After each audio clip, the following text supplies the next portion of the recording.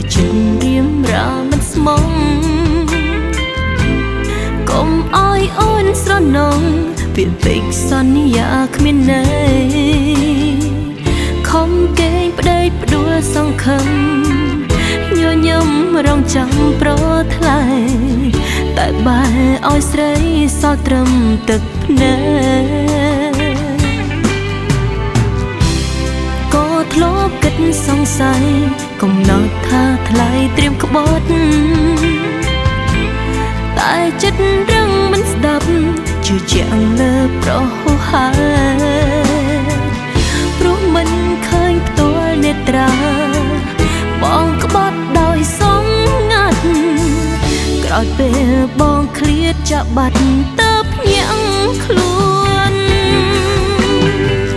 ជប់ស្នេហ៍កុំធ្វើស្រឡាញ់ប្រាប់ស្រីត្រង់ក៏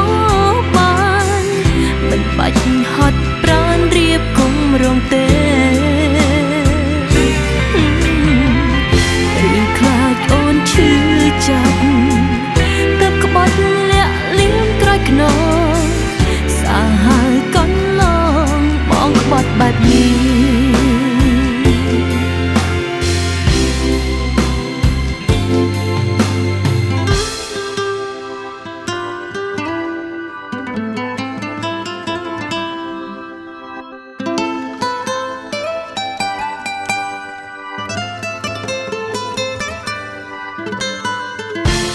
មិនឃើញផ្ទាល់នេត្រា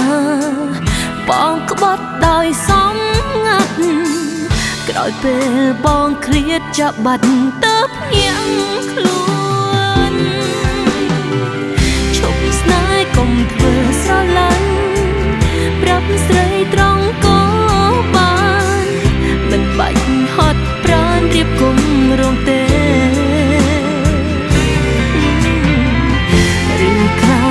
ឈឺចាប់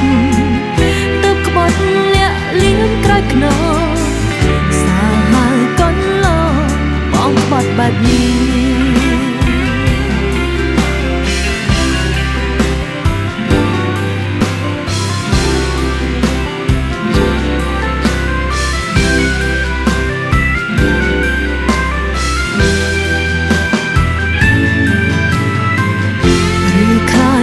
ឈឺ